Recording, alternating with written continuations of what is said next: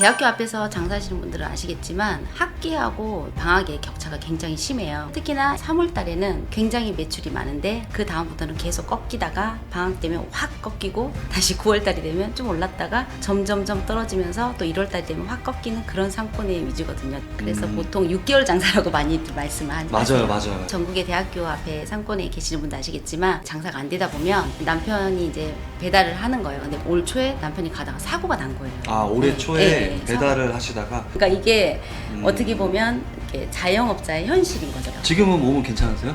예, 지금은 대표님 만나서 컨설팅 받고 다 났습니다. 컨설팅에 이게 치료는 없는데 어떻게 해서 방학 때도 매출이 2배 이상 올랐는지 네, 메뉴가 너무 많았어요.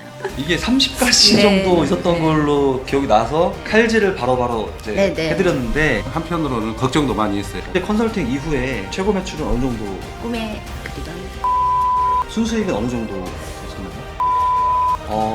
인차해야 돼요. 네, 아니 죄송합니다. 이게 다 감사합니다.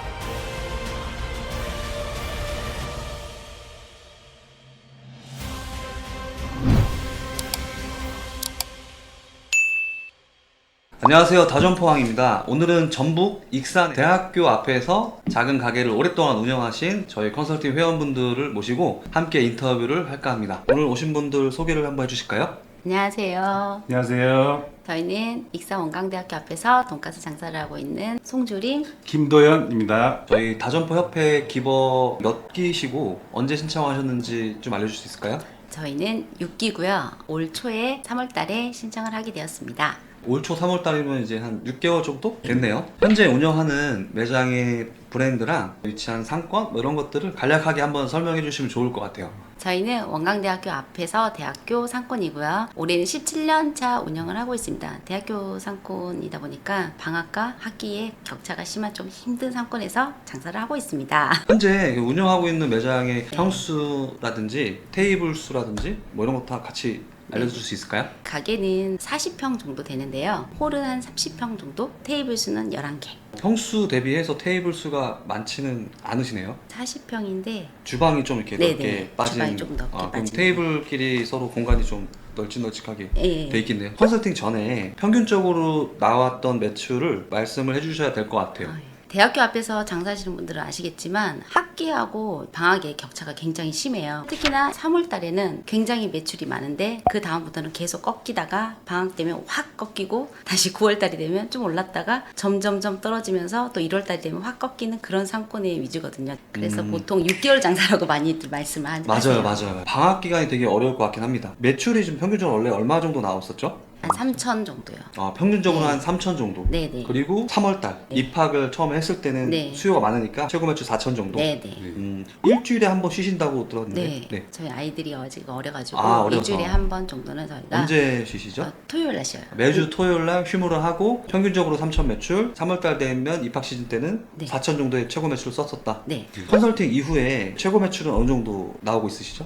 꿈에 그리던 6천만 원 찍을 수 6천만 없을 원. 것 같았던 나왔던. 예, 6천만 원을 찍었습니다. 6천만 원. 네. 일 최고 매출도 올렸다고 네. 제가 들었어요. 네. 테이블 11개로 얼마 정도 됐었죠, 매출이? 저희도 이거 믿을 수가 없지만 네. 365만 원 365만 원. 예전에 장사가 좀 덜 될 때보다는 네, 뭐 그럼요. 힘들지만 기분 좋은. 네. 네, 했죠. 근데 중요한 거는 컨설팅 이후에 여름에 이번에 방학이 있었을 텐데 네. 그때는 매출액이 어느 정도 나왔었나요?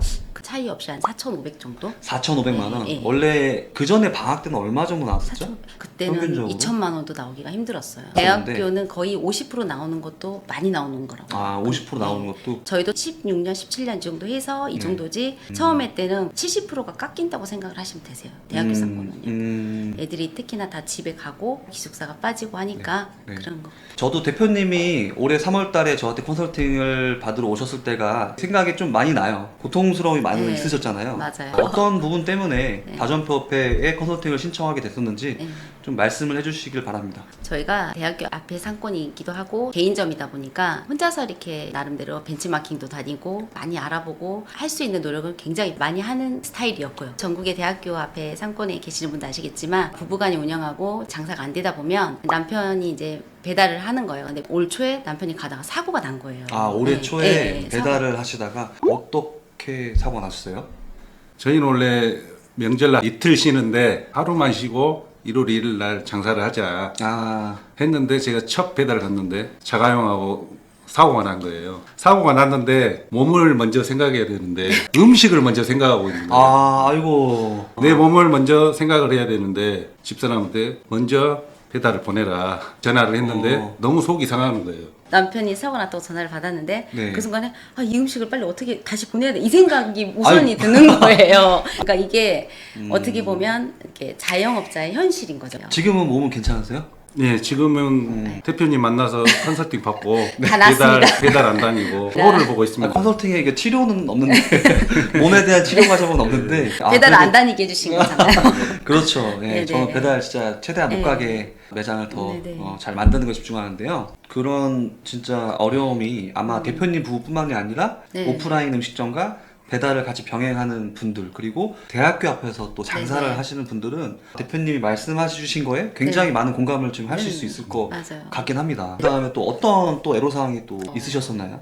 메뉴가 너무 많았어요. 제가 알기로는 그때 메뉴가 30가지 네. 정도 있었던 네. 걸로 기억이 나서 네. 칼질을 바로바로 이제 네, 네. 해드렸는데 메뉴가 30가지인 것도 전 놀랐는데 도대체 이게 무슨 집이지 할 정도의 맞아요. 메뉴가 좀 복잡했던 것 같아요. 네. 뭐 예를 들어서 뭐 순댓국밥집이면은 순댓국 위주로 팔던가 부대찌개집이면은 부대찌개 위주로 팔던가 이렇게 정리가 돼야 되는데 대표님네는 그때 메뉴가 아주 많으죠. 김치볶음밥, 뭐 돌솥비빔밥. 그러니까 대학생들이 좋아하는 모든 걸 다 파는 근데 그냥 솔직히 김밥 빼고 다 팔았어요.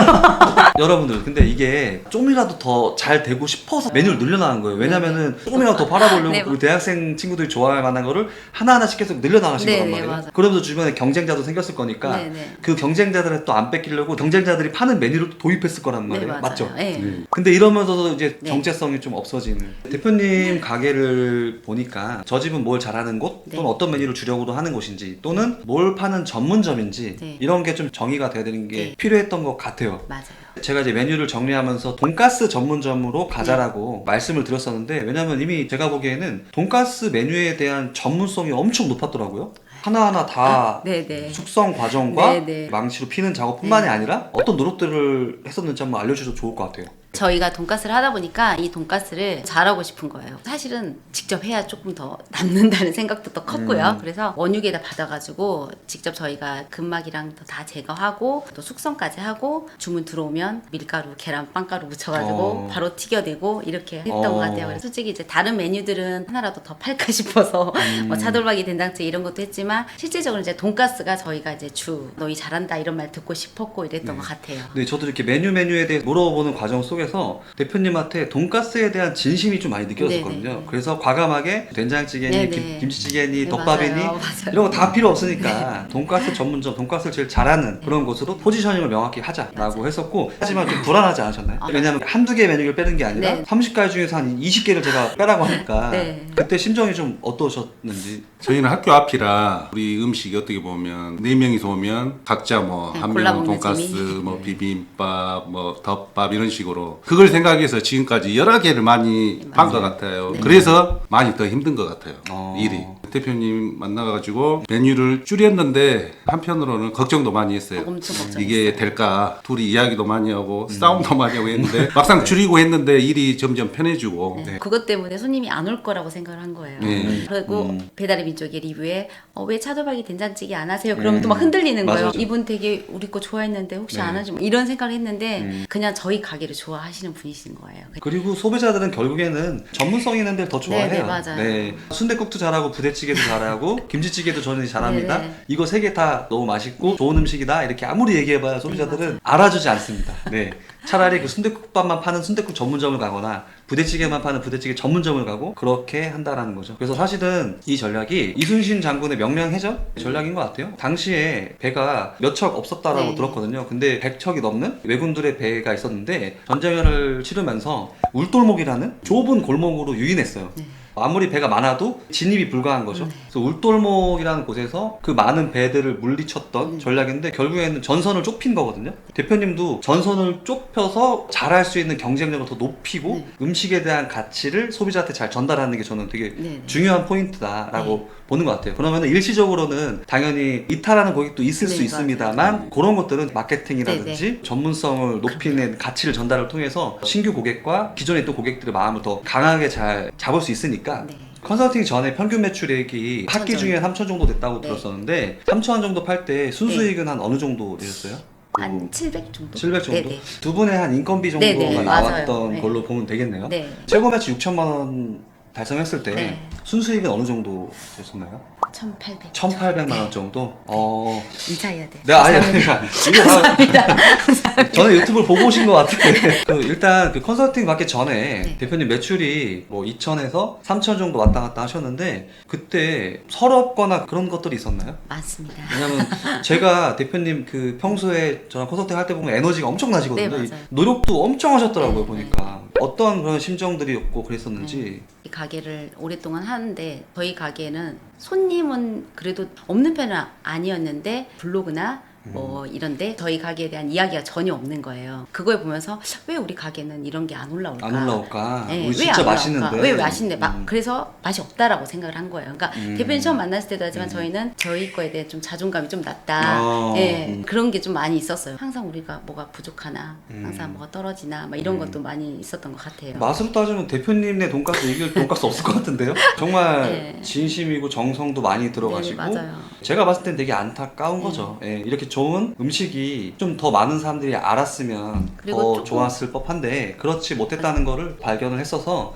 충분히 매출이 저는 뭐 6천까지는 오를 수 있을 거라 생각했고 저희가 1차 매출 목표가 뭐였죠? 6,500이었었죠? 지금 거의 이제 근접하게 왔어요. 불가능한 일이라고 생각을 했어요.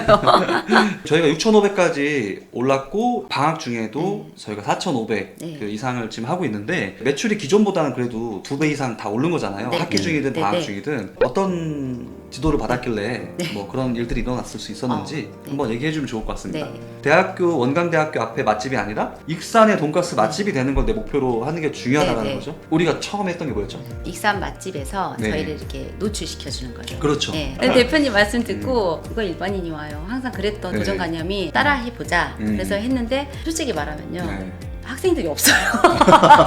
익산에 사시는 많은 분들이 네. 찾아와 주시는 네, 거예요. 네. 얼마나 좋아요. 자부심도 엄청 많이. 그렇죠. 네. 우리가 준비하고 있는 것들이 있죠. 네네. 특히 첫 번째는 메뉴적으로 일단은 저희가 런칭을 했잖아요. 네네. 얼마 전에 그 익산에서 열린 대회에도 나가셨다고. 전북 음식문화 대전이라는 축제가 있었어요. 저희가 영예상을 받았습니다. 아, 네, 축하드립니다. 감사합니다. 그 라는 걸 대표님만의 돈가스에 네. 반드시 결합시켜야 된다. 그래야지 고객의 관여도를 네. 굉장히 높일 수 있고 익산에 놀러 온 분들이라든지 익산에 있는 사람들조차도 결국에는 계속 시간이 지날수록 네. 우리를 더 인정해 줄 것이다 라고 했는데 처음에는 어떻게 돈가스에 넣을 수 있나요? 라고 엄청나게 대표님 제가 지금 웃는 게 대표님 그렇게 말씀하셨을 때 말도 안 되는 소리라고 계속 대표님 진짜 대표님이 모르셔서 돈가스를 모르셔서 그래요. 네. 계속 제가 막 그랬던 맞아요, 기억나시죠? 맞아요. 네, 그래서 기억납니다. 저항을 엄청 했어요. 타지에서도 막 이렇게 오시니까 17년의 시간이 오랫동안 갔는데 정말 너무 단시간에 이게 지금 성과가 계속 눈에 보이는 네, 거예요. 네. 그래서